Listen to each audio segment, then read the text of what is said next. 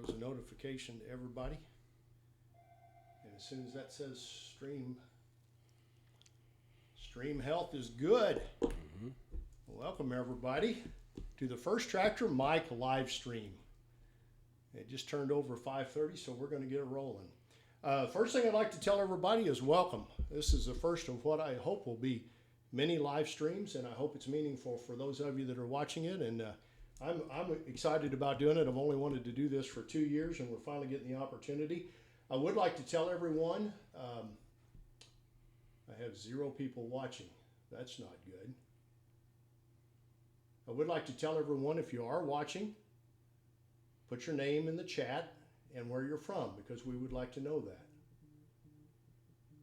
And I'm going to hang on here just a minute until I see that there are more than 0 people watching. It's making you nervous, isn't it, Mike? It's starting to make me a little bit nervous. We can't watch because we're providing live stream. We are providing live stream. The danger is that there are actually people are watching.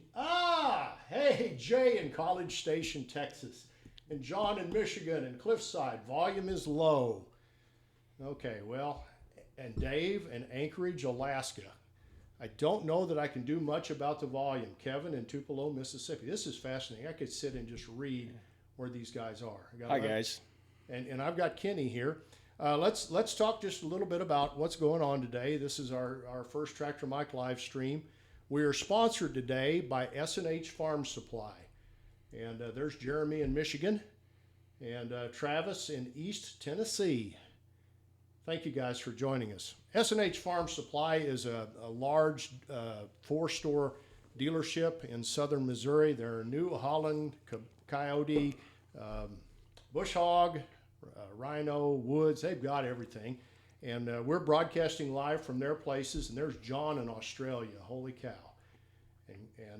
That just blows my mind, the reach of YouTube. But anyway, S&H is our sponsor. They're a really nice dealership. That's where I cut my teeth in the retail ag equipment sales world. And they've got stores, the main stores in Lockwood, Missouri, and they have satellite locations in Rogersville, Joplin, and Mountain Grove, Missouri. And I appreciate them being a sponsor today. And then the other sponsor is Tractor Caddy. And it's a product, if you're looking for a place to store stuff on your tractor, get a Tractor Caddy. So that's who's sponsoring us today. And I'd like to welcome a friend of mine, Kenny Bergman, is corporate sales manager for S&H Farm Supply. If you couldn't tell by the cap and the shirt. And Kenny, welcome to our live stream event. Kenny Thanks, and I Mike. Go back a quarter century, and we could tell lots of stories, and we're not going to, but we've known each other. And Kenny has been in sales forever, and he's dealt with the agriculture customer and also the weekend farmer and industrial customers and a little bit of everybody. Mm-hmm. And our topic today is, can you tell your dealer what you really need? And I just I want to start out today with a story about something I had happen to me with Bernie. And Bernie was a good friend of mine. And I hadn't been at S&H very long, and it was Saturday morning, and Bernie called. And Bernie was, he was a coach of my daughter's softball team. And Bernie wanted a tractor, and he wanted a 40-horse tractor. And he had been shopping around a little bit, and I knew Bernie well, and I knew if I took care of him, he'd buy from me. And I didn't ask him any questions. He knew what he wanted. He wanted a TC40 back at that time. Mm-hmm. And so I told him. Great tractor. Yeah, good tractor. I own one. And I gave him the price on it, and he wallered me around a little bit, had to negotiate a little bit, and we finally got together, and so I sold him a TC40. Well, a year goes by, and it's Saturday morning, a year later, and he calls me and he says, Mike, I'm ready for a round baler. Mm-hmm. And I said, Bernie, what are you going to pull the round baler with? And he said, my TC40. And I knew right then, I've got a problem. I've sold this guy a tractor that's way too small for what he needs. And when you do something like that, getting away from that situation is going to be costly for him and embarrassing for me. And we were good friends, and we still are. And I did the best I could to get him out of it. But the whole gist of this conversation is going to at least start, and we'll see where the questions are and where they lead us, but about how to select the right tractor for what you need. Kenny, have you had any kind of situation like my Bernie situation where somebody got the wrong thing? Yeah, I think Mike, if you've been in our business very long, you've probably encountered something like this, and that was really the genesis of the idea for what we were going to do on live streaming. I can think back to being a young 23, 24-year-old young man, and being new to the sales business, not new to agriculture, but new to the sales business. And a local doctor comes in, and he's been out on our lot, and he selects a 6610 Ford tractor. And we sit there and we negotiate a little bit, and he says, "Yeah, I want that." And he said, "Also, while I was out there, I looked, and there's this disc down there. It's a 22-foot wing disc." And he said, I'd like to purchase that also." And so here I am dealing with a respected physician in the neighborhood, and I know that my career may be on the line if I somehow dissatisfy this customer. And so I'm thinking, how do I have a conversation with Dr. Ringen and say, I'll do whatever you want me to do, but my goal is that when you get home, you can do the job you need to do. You can do it safely, and that you can trust me. I'm not going to take advantage of you just because it provides an income for our business. And so we sat down and we had the conversation and said, "Dr. Ringen, I will absolutely do whatever you want me to do. I'll sell you this equipment and tell you what its limitations are, or I'll find a tractor that fits the disc, or I'll find a disc that fits the tractor." And so we worked through that conversation. He was very appreciative, and I still do business with him to this day, nearly 30 years later. And that's a good story. A lot of people, I think, especially first-time tractor buyers, go into the dealership, and the salesperson is trying to push them a certain direction. How do you react to that? A lot of times they'll contact me and say, "Is he trying to sell me what he's trying to get rid of, or is he really have my best interest at heart?" So how do you know who to trust? Yeah, it's tough. We've talked about this many times, but I think today in a dealership, how do you tell your dealer what he needs to know? And a good dealership is going to want to know what you want to do with that unit. What do you want to accomplish? What's your most limiting thing? What's your terrain like? How steep are you?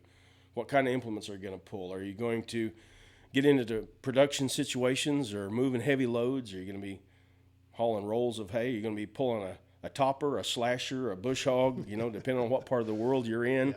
Yeah. What is it that you want this machine to do? And I think, if do you know the language that the dealers speak? And do you know what different things are called? And so we'll see what kind of questions come up today, but I'm excited about talking about the subject because it's big on the dealer side of the table, and I think it's probably as larger on the customer side. Yeah, hopefully the guys that are in shopping for tractors are being asked a lot of questions about what they want to do. Mm-hmm. And if you just moved to the country and you're trying to pick a tractor, a lot of times you really don't know till you get out there. So how from a dealer standpoint, how do you deal with that? Yeah, I think as a customer, the truth is we may not know what we need. And so I think I would ask you as a customer, what do you want to do? How large is your property? What's the value of time? What's your weather? What's your environment? Are you going to have extreme cold, extreme heat, a lot of dust? So most people that want a rural lifestyle are looking for enjoyment. They're looking for comfort. They're looking for getting away from the hubbub of suburban living or city life. But I want you to be safe, and I want you to be able to accomplish the task that you want in the time frame that you want. So I think, what can you relate? How can you relate? How can the customer and the dealer salesperson, how can they find common ground? What are you going to use for that vehicle of communication? And I think a lot of times we're probably going to use an automobile, talking about how fast do you want to go? Where do you want to go? What do you want to haul? What do you like in a transmission? Do you like a lot of features? Do you like a basic car? Are you looking for economy, or are you looking for comfort? So that's probably where I'd start that. If there's no other common ground, that's where I'd start that conversation. I think in automotive we got a little problem. My wife told me this the other day. She said she thinks a lot of people, when they're looking at an automobile, a Hyundai will get you from home to work, as will a Power Stroke F350. So your choices are get to work in a little one or a big one. With farm equipment and with tractors, if your perception is, if the salesperson is trying to talk me up to the next size, that's more deluxe features, bigger, I may not need that. How do you respond to that? Well, most people won't buy a tractor too big. I'd say if I'm going to err, more people err to the side of buying a tractor not big enough, because today you may not know what you want to do. Just like the story you began with, this guy probably never considered that he would bale hay until one day he wanted to, found a need. Maybe he got his property cleaned up and he was producing more than he needed from a pasture situation. So I think that how is your lifestyle going to grow? How are your needs going to change? And you probably don't need to look a long ways down the road, but if you can think about what might I do different 5 years from now than I'm thinking about doing today, because typically if you go buy a piece of property, you're probably going to some cleanup involved. You're probably going to want to do some rough cutting, some brush clearing, some land shaping, those kind of things. You may buy a fairly developed piece of property. It may have a lot of buildings and fencing on it. If so, then we probably need to think about a different transmission. If you've never experienced a clutch or individual steering brakes, or thought about how to get that auxiliary power to your cutter or your tiller, then there's going to be some new experiences for you. So talk about that today, and what makes tractors different. What makes features have value to you. One thing I think we probably ought to mention, most everybody that buys a tractor is using the front end loader. Very few tractors go out with front end loaders, and like we said, a bush hog's a brand name. Brush hog is in this country. The guys in Australia call them slashers. The UK folks call them toppers. Got a different name, but a rough cutting machine. How do I determine if those are the primary things I'm going to be doing with my tractor, how big a tractor I need? Well, if it's cutting, then it's the rate that you cover your area. Most of these properties are probably somewhere between 5 and 40 acres. I'm going to guess that we're talking about for a rural lifestyler or a first-time tractor buyer. There might be a few that are significantly larger or smaller, but I would guess that catches most of them. So, if our frame of reference is mowing our lawn, a big lawn, 2 to 3 acres, and 60-inch mower, and you're going to spend maybe 3 hours at it. Well, if you think about that rougher cutting, maybe not quite as much speed, maybe a little more terrain. How long do you want to spend out there? Do you want to be out there for 8 hours a day for a couple of days, or do you want to accomplish the task in 2 to 4 hours in the evening through a week? So really, how fast do you want to get done? And I would say, if you're looking at, say, a 30 horsepower tractor pulling a 5-foot rotary cutter, you're probably going to get somewhere in that acre and a half an hour, somewhere in that neighborhood. So, how long do you want to be out there? How long do you want it to take you? That's where I would start to figure it out. The second consideration would be, am I going to have livestock, and am I going to handle large packages of feed somehow or another? And then the physical size and the safe ability to handle weight with our front loader becomes an issue. Let's talk a little bit about you started there about the 30 horse tractor with a 5-foot cutter. If you extrapolate that out, then I think at least in this area, 20 acres is about an average for a lot of us. That's what I have, and so if I'm cutting 20 acres, and you take a little bit out for the home and the yard, but so it's going to take me how long to get done with a 5-foot cutter, my pasture, if I do it a couple of times a year? Yeah, it's going to take you probably 2.5 days each cycle. So if you're going to do it a couple times a year, you're going to spend 5 full days at it. That adds up over a little time. I don't know. That's probably enjoyable for the first couple of hours, but after that, it may get to be a job. Yeah. And that's probably also, it's a little more of a job. If you're trying to hold a hydrostat pedal in a certain location, it's probably a little easier. If you got a gear transmission and you select a speed and set the throttle and just steer it. So that's kind of the things you think about.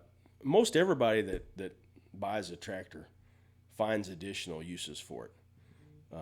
That's just that kind of tool. It's just fun, You think, well, I've got the loader. Look at the things I can move around. Well, what if I had a blade? Well, what if I had a little disc? Or what if I had a wire winder or a post hole digger so I could dig holes, plant trees, put fence where I want it? All those kind of things. So if I'm a 20-acre guy and I came in looking for a 30-horse tractor with a 5-foot cutter, you're trying to move me up a little higher because I've probably told you I've never done this. You know that much time on a tractor is going to get real old real quick. So at that point, you're bumping me up. Yeah, I think as each generation progresses in history, we value time differently, and so we want to be out there, but we want to get things done in a fairly quick manner. So I think I would rather have you a little bit bigger tractor, pull a little larger implement, not go quite as fast. I think we'll all be a lot happier in the end of time. And as long as I'm not getting that chassis size too big, you're going to be more pleased at the end of the day. So if I move up to 40 horse or 45, 50, where am I cutter wise on the back of it with rough cut, and how quick will I get done?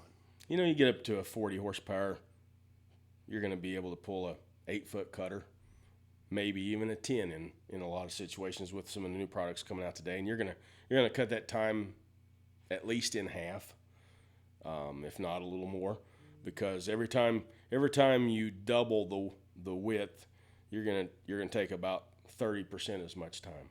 So if you go from a 5-foot to an 8-foot, you're gonna cut your time in half. If you go from a 5-foot to a 10-foot, you're probably going to do it in 30% of the time. So there's some dynamics there. The other thing I hear people from time to time, we'll talk about the brush cutter, and we'll get all that kind of figured out, and then it's got a loader, and they're like, well, I'll probably never do much with a loader. We feed square bales, and then a year later they're wanting to feed round bales, and then by the way, I get my business gets a ton of paper on a pallet once a month, and I need to unload that. And then, oh boy, now we're up to 50 horse, right. Probably at least, would you say? Right.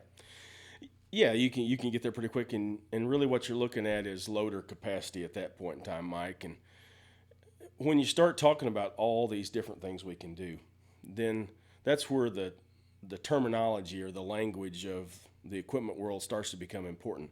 So we need to start talking about things like auxiliary power, how to get that power from the tractor to my implement. If I'm talking about the loader, when I went to buy this, was I thinking about, am I going to want to change the attachments on the front or rear of this tractor? Do I need to think about, is there a quick attach, or am I Tim the tool man and I'm good with a hammer and a punch and some tools and a crowbar and getting Sweetie out there to help me? Because there can be a lot of difference in the way a loader bucket goes on and off. And when we're talking about the loader bucket, we're not talking about the entire loader. We're just talking about the front attachment that scoops gravel, sand, dirt, pushes snow. If that's not quick attach, then it's a lot bigger job to switch from implement to implement. And let's talk a little bit about some of the terminology. You mentioned a lot of folks call a loader a scoop or a bucket. And a scoop is really not we don't ever use that word in the farm equipment world. That's not one we know. But their scoop or bucket, the bucket is actually what fits on the front of the loader. And the loader, I think Deere came up with FEL, that's front end loader. Right. But the loader to us is the main frame that has the cylinders on it, and lifts and tilts and curls and everything. And that's what we're looking for there. What other terminology do you think that people need to know on a tractor that they don't know? I think You know, the ones that come to mind right off the top of my head, you need to know what the difference between a gear drive and a hydrostat on your transmission. You know, a gear drive has either probably 8 or 12 fixed speeds. So you select the speed. It's got a range that varies with your engine speed, but that's a direct relationship between engine speed and ground speed, depending on what gear you select. A hydrostat transmission will probably have 3 ranges, and it'll have infinitely variable speeds within that range, and also the ability to feather into forward and reverse without using a clutch pedal, without having a lot of operator skill. The other thing on all tractors are going to have individual brakes. They're going to have right brake, left brake. They may be both on the right-hand side of the console if you're a gear drive, or they may be one right and one left if it's a hydrostat, or they could be both on the left side. So knowing what's what. One of the things that I like to focus on is making sure, number one, you're safe with this unit. There's no good outcome if you can't operate the tractor safely. So there are no dumb questions when it comes to the controls of a unit. I want to talk about that in just a minute, but a lot of folks struggle with hydrostat versus gear. In fact, I was talking to a guy on my YouTube channel that was asking me like last week. He has a situation. I think this is a common situation. If I get a hydro, I have other family members that'll be using it, but they don't want to dink with the gear drive. But he was worried about longevity. Do you see a radical difference in longevity on the different designs of hydro versus gear drive? Mike, I really don't. Both designs are very durable. The hydrostat definitely requires less of a skill level. It's more forgiving of the operator. It has a lot of advantage in tight quarters. So if you have stalls or buildings, barns, corrals, fences, you're going to be doing landscaping in a tight area where you need to be under full control at all times. I'm really like the hydrostat. Nice thing about a hydrostat transmission, most of them that I'm aware of, if you release the drive, it will default to neutral and stop you. And that's a very nice feature that, especially if you're having someone that's training or someone that's unfamiliar, it's a lot easier to stay out of danger. On a gear drive, once you engage that clutch, until you disengage the clutch and get that thing out of gear, it's going to go or die trying. Yep. If you're thinking about getting a hydro, is there a place you absolutely don't want hydro if your primary task is a certain thing? If you're doing a lot of mowing, constant speed, large acreages, I'm kind of opposed to the hydrostat. That's a place where a gear drive transmission really shines. The one thing that gear versus hydrostat, there's a direct inefficiency to a hydrostat. So your effective power to the ground, or the utilization of your engine horsepower, if you're going to go hydrostat, you probably need to bump that up about 10% in order to cover the inefficiency of the hydrostat. Now, today, most of the companies are going to offer some type of cruise control that will let you set that speed out there in the field. But I would still tell you that a gear drive is better if most of your application is set speed. The less loader work you do, the more you're out doing a mowing or a tillage application, the more gear drive is advantageous. Yeah, and personally, I don't.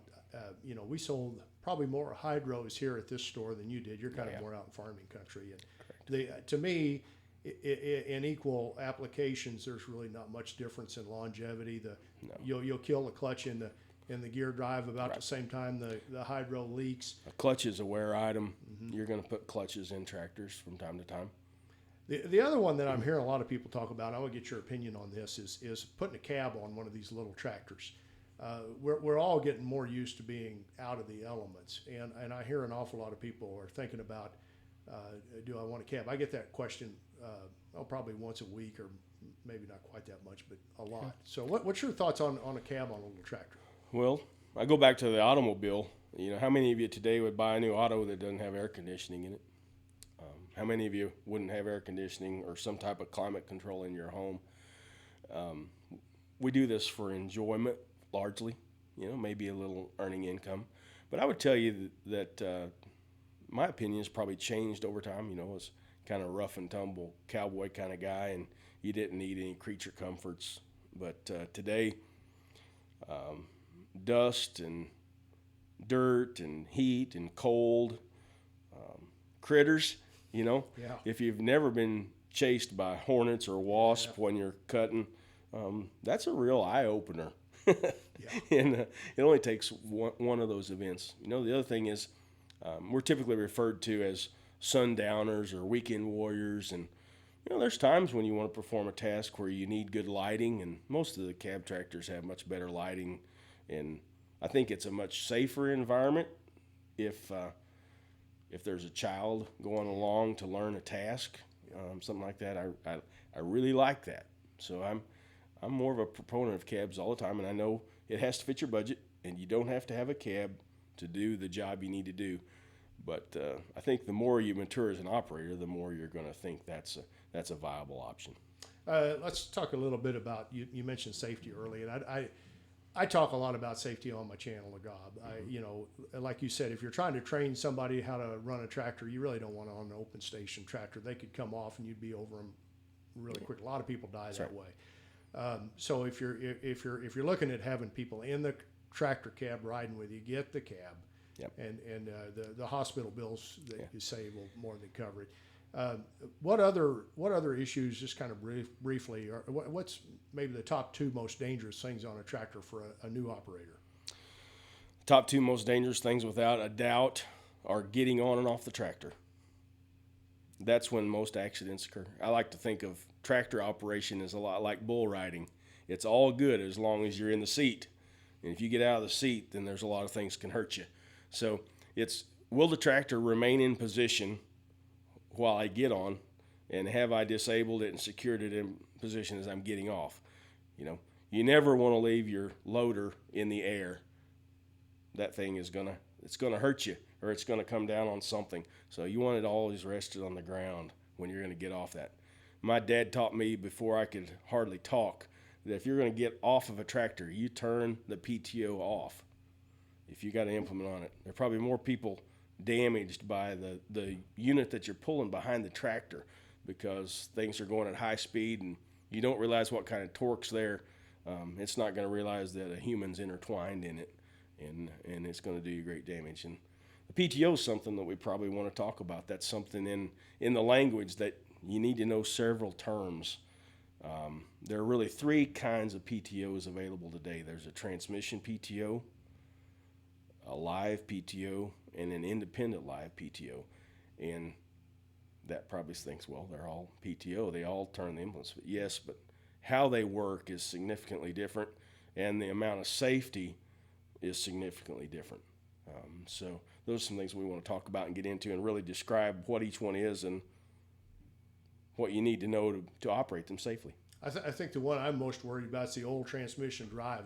A lot of folks, when they get their first tractor, trying to save money, and at least in this area, they'll go buy an old 8N Ford, and they don't realize the danger, and it's a huge danger. I'll let you explain. Yeah, the transmission PTO, your drive line, the power from the engine went through the transmission, so the transmission had to turn to drive the PTO. So you engage the PTO, you put it in gear, you release the clutch, the PTO starts to turn, and the tractor takes off.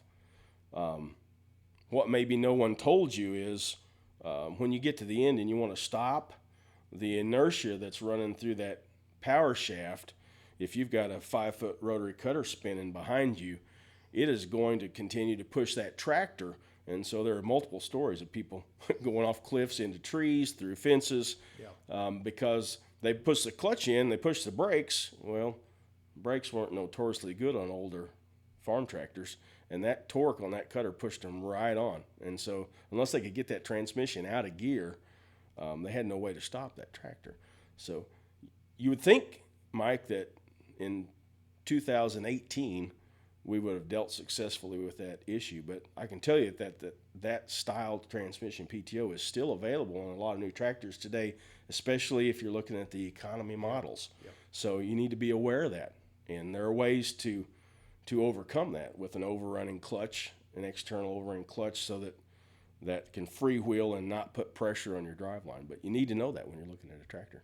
Let's shift gears just a little bit and talk about if put yourself in the shoes of someone that has lived in the city all their life, and they've longed for moving out to the good life in the country, never owned a tractor, and they got their property, and now they're going shopping for a tractor. How important is finding a good dealer, and how do they do that? Well, it's going to be critical to your happiness. And how do you find a good dealer? I think with a few simple questions, you can answer that. You're going to have seen them, so you're going to know where they are in your area. You can get online, and all the brands are going to have a dealer locator. But just the initial meet and greet, you'll find out right away if their mission is to help you.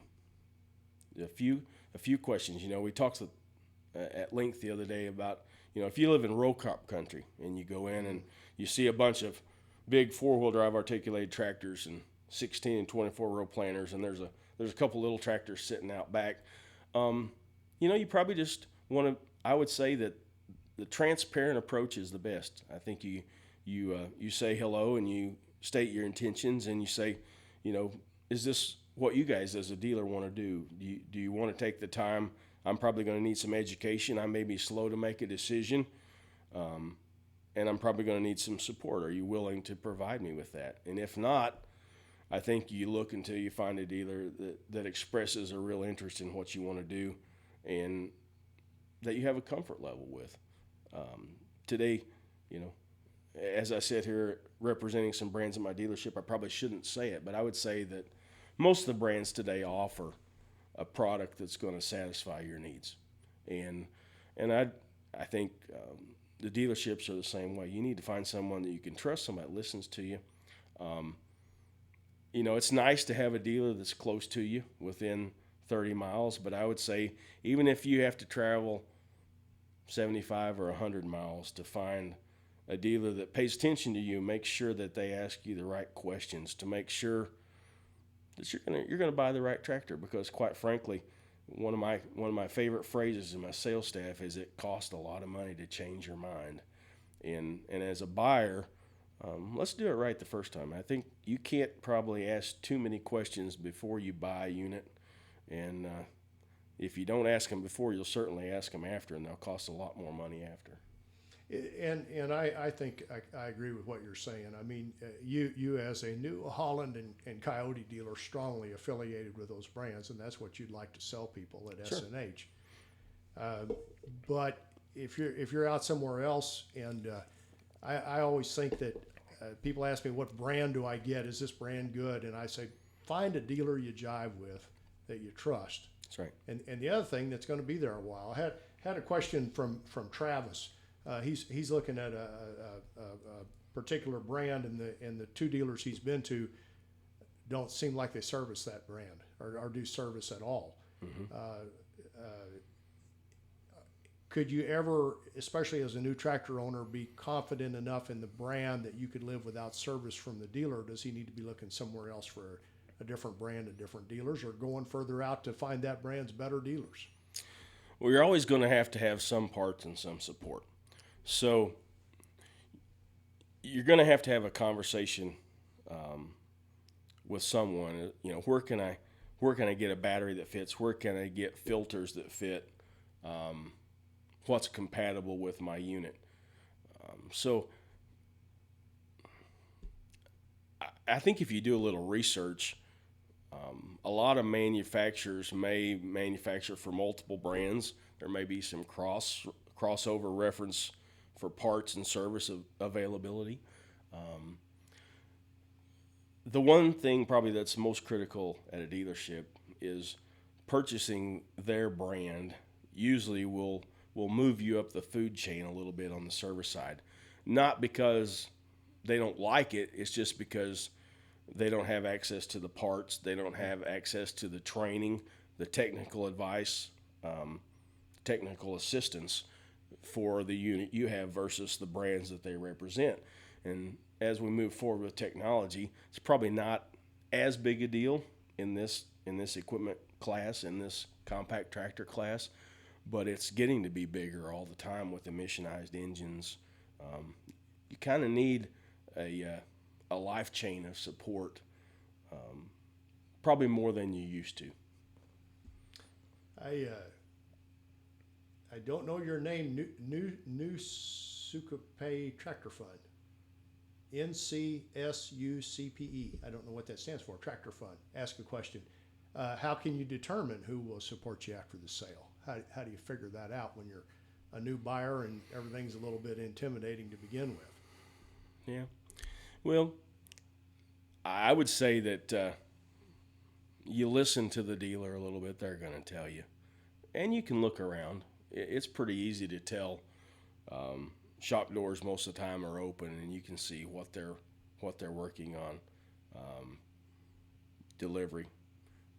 You can always ask for references. I've given lots of references to people who wanted to know how someone had got along with a particular model, and what was our service like. And I can usually find someone that's of like distance from our dealership as you are.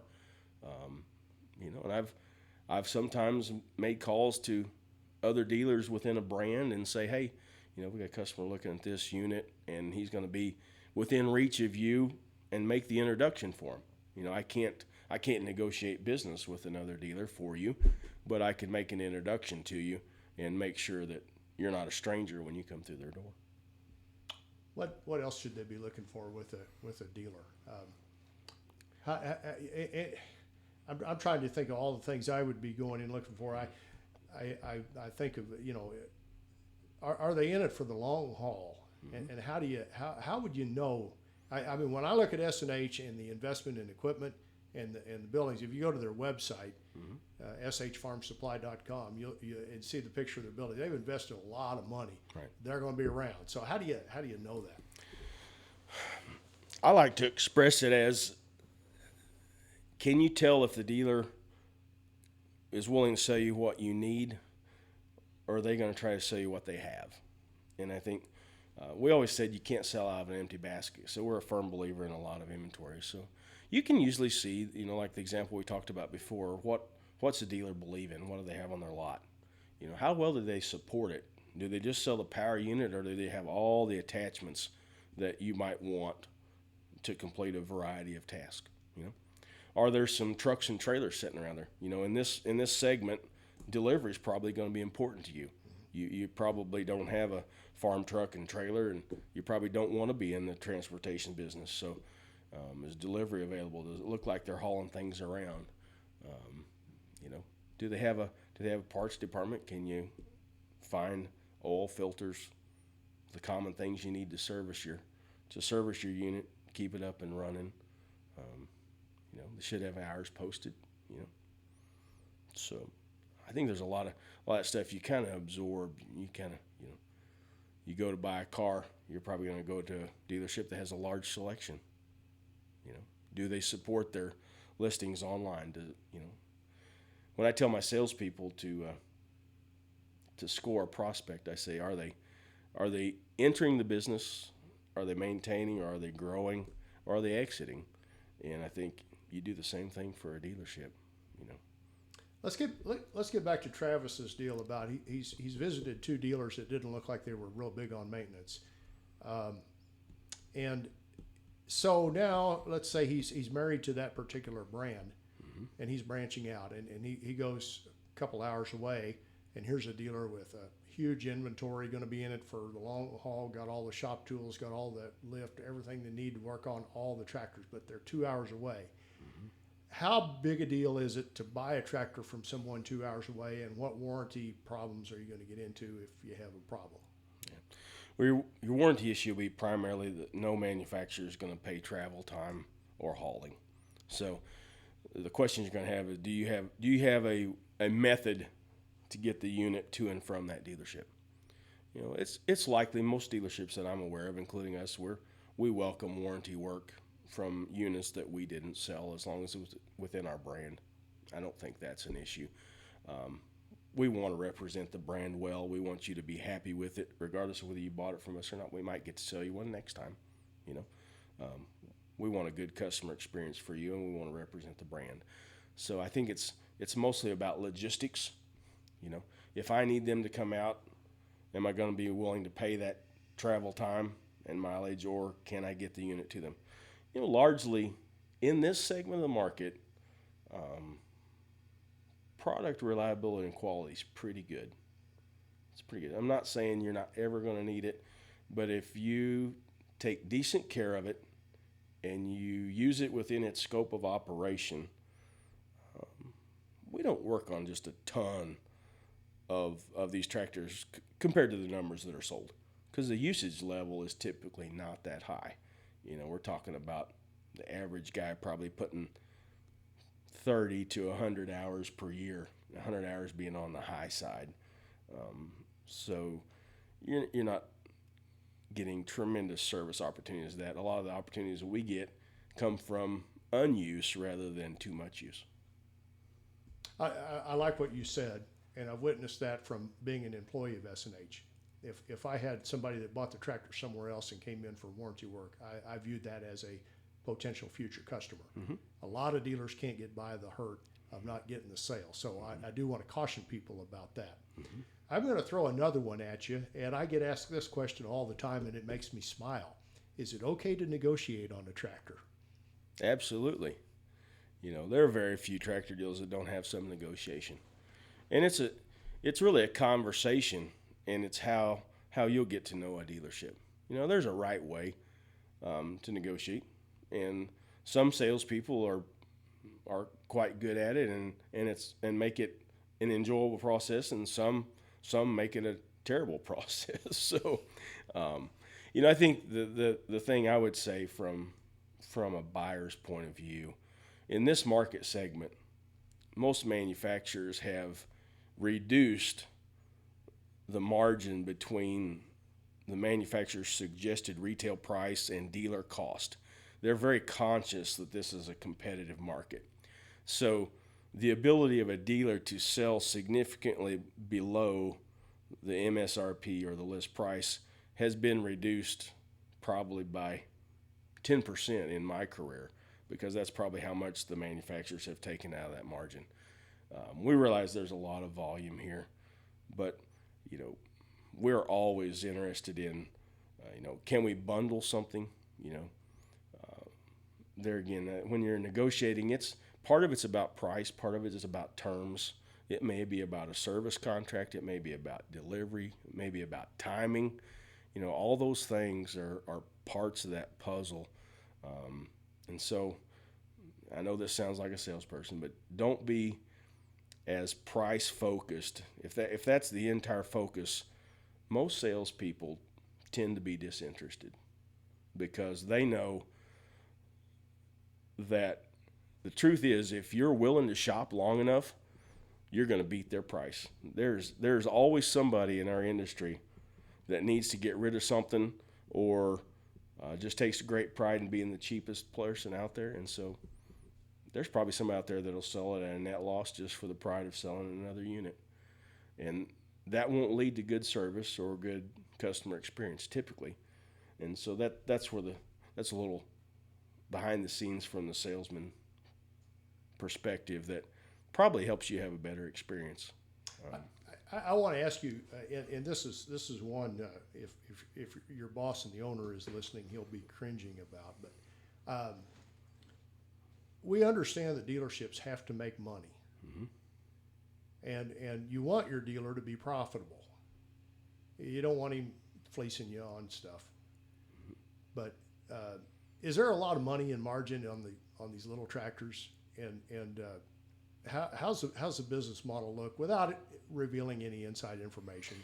You know, the target. I'm pretty well a cards up kind of guy. So, you know, our dealership, our target on this size tractor is kind of a 7% margin, and the reality is the negotiation range ends up a lot of times being somewhere in that 3 to 5% range. That's kind of where we'll say it's not the juice is not worth the squeeze anymore. So and that's kind of where the competition is. They're about the same rate. So all the manufacturers will sometimes have a program. You know, a question we get asked all the time, Mike, and you and I talk about this too, is when's the best time to buy a tractor? Yep. You know, I used to think I could always answer that and tell you it was the off season, but my perspective and my advice has probably changed as we become so data driven and we have analyzed markets, and all the manufacturers want incremental business, and nobody has to be a rocket scientist to figure out when most tractors are sold. That data is readily available. So if you look at wherever you are on the planet Earth, when the grass starts to turn green, a couple weeks before that to 60 days after that, that's when most compact tractors are going to be sold in your part of the world. And today, that's probably the best time to buy one. And if you don't, you probably haven't missed a huge opportunity, because that range in price throughout the year is probably going to be $300 to $500. Yeah, I see guys that are trying to time their purchase, and if you're renting a tractor to use for a specific task and putting off buying, you could have bought and had the use of the tractor and not paid those high rental fees. That's when you are timing badly, is if you're having to rent, and so I totally agree with what you're saying. Had a question from Lennox 1033. And I'm going to let you plug your business, because you guys are the best at this. Upon delivery, should the delivery person be willing to go over the unit with you and give instructions on how to use it? Absolutely. You know, one of the things that we're the most proud of is we implemented a program many years ago. We call it the tractor walk around, and we try to go through every operational aspect of that unit with the new owner.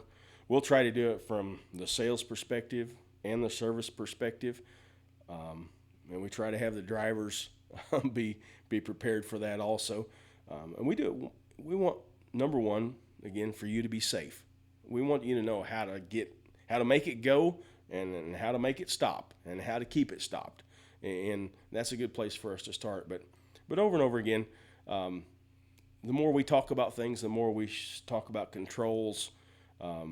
Even if you have to call us, can't figure. I took a call today from a guy who said, "How do I get my auxiliary hydraulics to work on front of my tractor?" He said, "I keep pushing the button, and nothing's happening." I said, "Well, you push the button and you rotate the joystick like you're rolling your bucket, and it'll work." Oh yeah, I remember that now. You know, and so that's the value of the whole dealership being engaged in the customer experience, and knowing that you're unfamiliar with it. You know, we want to share that knowledge rather than say, nah. Yeah. You know, the funny thing about that too, I've witnessed farm guys. You know, we assume that a guy that's been on a tractor his entire life understands everything about a tractor. I've seen in the walk around guys that have been on a tractor for a better part of their life learn two or three things they didn't have a clue about by doing that walk around. Now, if you're not dealing with S&H, and there's a lot of good dealers out there that just, I don't know why they don't think about this. From a liability standpoint, I would really like to go over that tractor to make sure you're safe with it, like you said. But when the truck driver is there, a lot of times to me, that's too late to be asking for training. Yeah. I would, if you're uncomfortable with it, talk to your sales guy at the dealership you're at. And a lot of times the walk-arounds at S&H are usually done by the service department. Yes. I tend to say, service guys are incapable of lying. They're going to tell you everything you want to know, and more than the sales guys want you to. So that function is turned over to the service guys. But I think when you buy a tractor, take it on yourself. Go back and meet that service manager, because if you have an issue, that's going to be the person that you're going to be dealing with. So I absolutely think it'd be awesome to get training. I pick on service guys a lot, Mike. I've never seen one be right all the time, but I've never seen one be in doubt. Well, I pick on the guys here just a little bit. So, a sales perspective here, I like it a lot when a couple come to look at a tractor.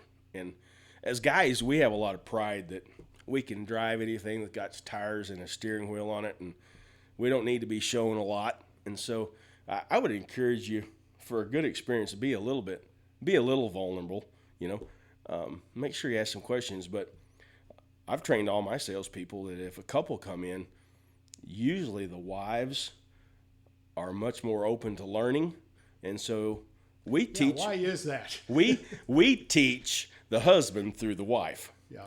So what I found is that husband, he may not ask any questions, but he sure pays attention when I explain in detail the operation or the feature on the tractor. And so he has a lot more confidence when it's time for that test drive. He may not have ever driven that tractor before, but he was really paying attention, and he feels a lot more confident after that walkthrough. And so we spend a lot of time explaining in detail to her, because there's no preconceived notion that she has a great awareness or ability to operate the tractor. Where some of us, just being male, we're supposed to have this innate ability to drive a tractor.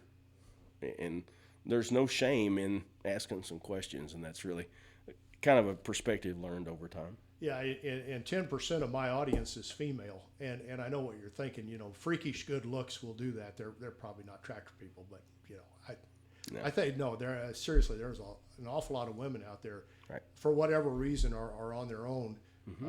And they really have it really tough. There's not people that will help them learn, mm-hmm. And so I always tried to train equally the men and the women, because a lot of times the women are using it just as much as the men. That's right.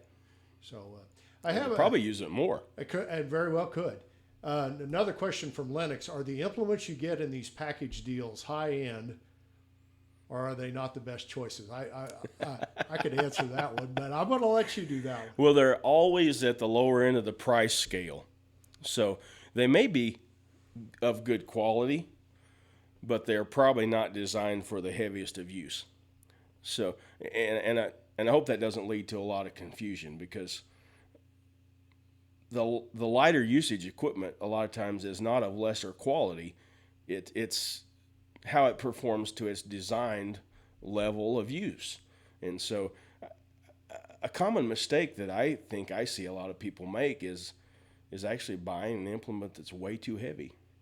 If you go to buy this bush hog rotary cutter, slasher, topper, whatever you're going to call it in your locale, what are you going to mow with it? Because the right answer is none of them are made to mow stumps or rocks. They're made to mow material that regrows periodically. So woody and grass. Woody and grass. That's right. And so, is your material 1 inch in diameter or 2 inches in diameter? That's kind of the way they're rated, and they're also rated for horsepower. And we can talk about rotary cutters for a little bit. Another part that goes with that is for the guys who are a little more experienced, typically, there's two types of driveline protection on a rotary cutter. There's a shear pin and there's a slip clutch. So it became very common for everyone to want to request a slip clutch, because they did not want to have to replace a shear pin. And I would tell you, if you remember one thing from today, be happy with a shear pin protection on your PTO. I am. Thank you. It will never freeze. Yeah. It will never not protect you. Yeah. It's always going to shear when it needs to. Yeah. It's simple. It's reliable. And, you can hate me all you want. If you're shearing them all the time, learn how to use your implement. You're doing something wrong if you're shearing it all the time. You're either trying to go too fast, you don't have your RPMs high enough, you're trying to cut too big a material, you're trying to mow things that wasn't designed to mow. And so if you're going to buy a slip clutch driveline, then you got to be dedicated to servicing that at regular intervals and make sure that the plates and the disc aren't froze together. Yeah.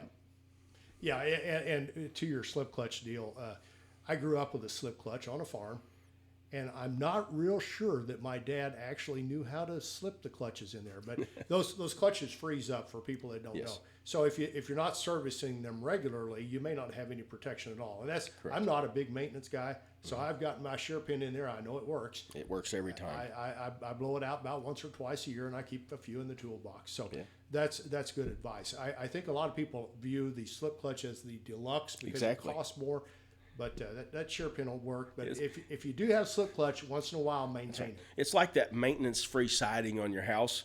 You never have to paint, but you should probably power wash the mold off of it from time to time. Yeah.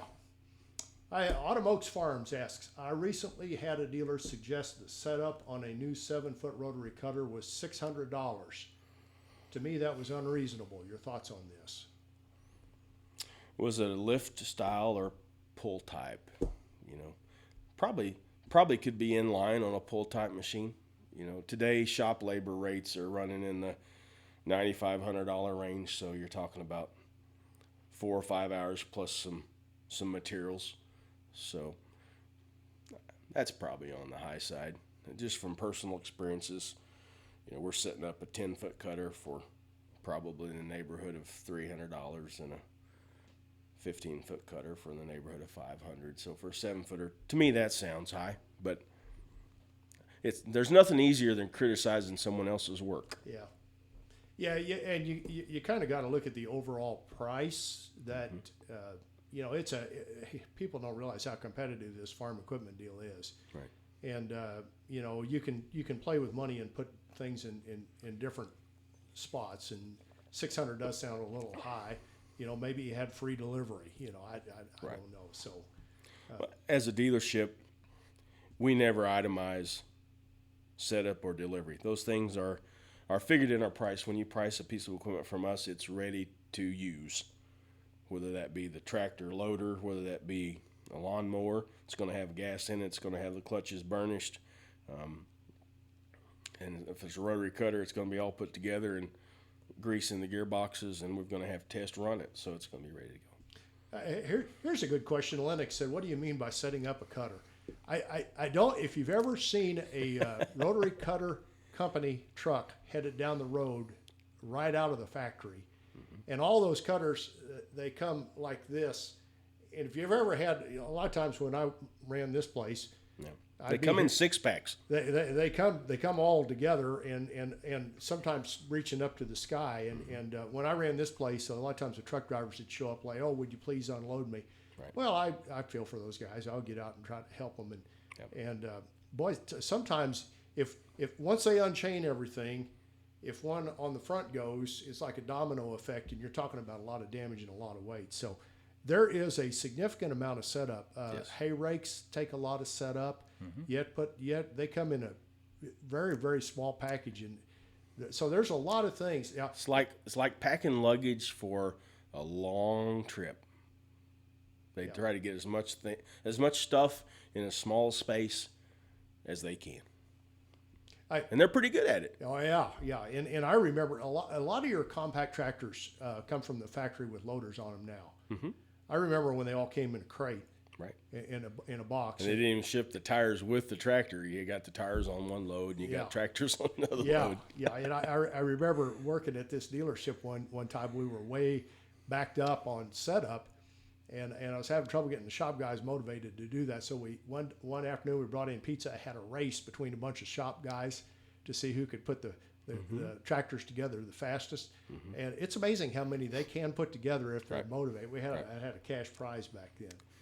I would say, Mike, that to that comment, some dealerships do like to price the equipment, and the price is just for like it comes to them, and then to have it set up and prepped for delivery or delivered to you may be an additional charge. That's really popular in the outdoor power sports and the UTV industry, but we've chosen to avoid that, and that's you need to know that when you're pricing equipment, is that ready to use in my driveway, or is that at your dock? Because that's a critical discussion, and it's a lot. There's a lot to do with your experience, because if you don't have the tools, you don't have the stands, the lifts, that's not going to be a good experience. Yeah, let's say I wanted to really get a low price on a rotary cutter. a slasher, a topper, a brush hog. And I said to you, I want it right off the truck. I want your bottom dollar right off the truck. I'll put it together. And we've had people like that. And you've got to let the whole thing down safely, and then you got to put gearbox oil in and all that stuff. But the thing I think a lot of people forget about, technically, for the warranty to be good on that, it had to be put together. That's right. By their servicing dealer. What's the danger there? Well, warranty is valuable, So, here again, I go back to safety. The number one thing is there's some knowledge and some skill that goes into setting them up. And, when we set one up, we hook it to a tractor and we run it. And, you want to make sure that all the fasteners are tight, that you got, adequate height on your tail wheel, that your hitch is set at the proper level of operation, that your drive line will telescope enough throughout the whole range of motion so that you're not breaking a cross or a bearing when you lift the cutter up and down with your 3-point apparatus. So, and most of the companies, without a technician signing off that they have checked the torques, it's going to be actually a waiver of liability for them if that's not done. So. I'm trying to do something here I shouldn't be doing while you're talking. We've been talking about an hour, and Kenny, I think I'm going to kind of call it quits there. We've had a lot of really good questions from our folks. It's went by really fast. It's went by really fast, but I'm looking up at the timer there, and we've been going an hour and a minute right now, and I want to do this often. My plan is to do this once a month with my people and bring different folks in.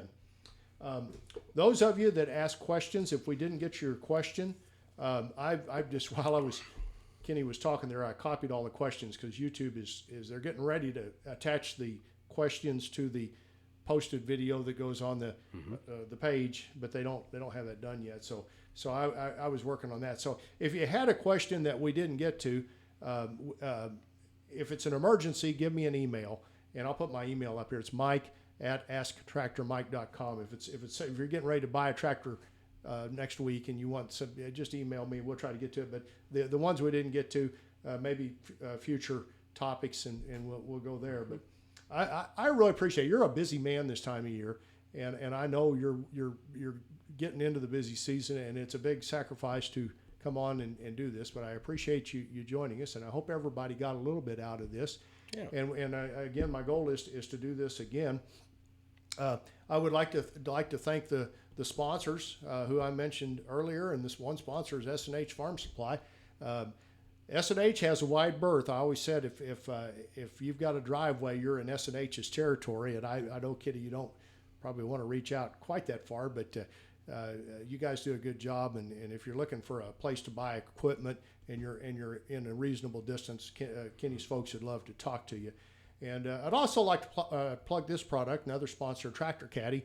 If you got an open station tractor with no cab and you need a place to put stuff, Tractor Caddy is handy. And I've got one on my tractor, and I would never be without it. But I sure appreciate all of you folks joining us. I'm going to put up right here our logo. If you have comments or questions or ideas for future live streams, send them to mike@asktractormike.com. And I just appreciate you guys watching and your input. And this was kind of fun, and it's kind of scary for me. But first one's out of the way. The next one will be lots easier. And Kenny, thank you. Appreciate it. Thank you, Mike. I've enjoyed it. And thanks to all of you all around the world, and hope we've helped you.